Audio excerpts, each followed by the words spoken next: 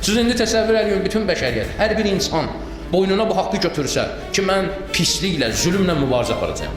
Harada səhv iş görsəm, o ilə nə edəcəyəm? Onu istəyəcəyim, nə edeyim? Düzəltim. Bunu öldürüm yox, düzəltim. Hər bir kəsin boynunda bu haqq olsa, hər bir müsəlmanın boynunda bir qardaşlıq borcu olsa ki, bir adamın qeybətini eləyəndə, bir adamın izzətini aradan aparanda, onu qalxıb ən azı sənin qədər müdafiə, özün qədər müdafiə eləyən bir adam olsa, müsəlmanlara batmaq olar. Yox, indi qeybət boydan, indi haqsızlıq boydan, indi zülm boydan, nə qədər istəyirsən, kimin istəyirsən, haqqına necə lazımdır, girir, rahatçılıqla. Gör, səs çıxmır ki.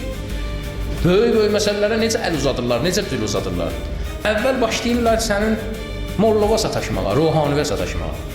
Və görürsən, rahatsan, sənin sesin çıxmır. Ruhanisini müdafiə eləyə bilməyən insanın, sonra başlayırlar yavaş müştəqlə sataşmağa. Yavaş-yavaş söhbət böyüyür. Bir namaz qılan bir şəxs, bilmirəm buna necə şəxs deyəkdimi, bir namaz qılan bir şəxs oturub hansısa müştəhidin haqqında ağzına gələni danışırsa, bu ölsün də o. Və ona qulaq asanlardan. Ki, sən bu necə bir şəraiti yaratmısan ki, bu cürət tapır.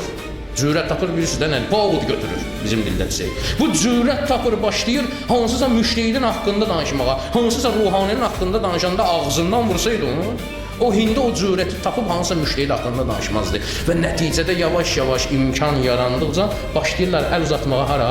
Müştəhid haqqında da ağzına gələn danışırsa, başlayır əl uzatmağa imama, peyğəmbərə, sənin əqidə və dini və Allah'a. Yavaş-yavaş olur sənin əqidəvin düşməni. Hardan irəli gəlir? Neyimə lazım əşki özlərdirlər. Mən ədalətliyəm, bəsdir.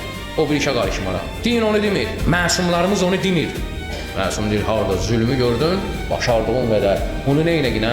O ilə mübarizə. Mübarizəni yolu demir, salt hüququn altına. Yəni, islah elə. Necə bu düzələ bilər?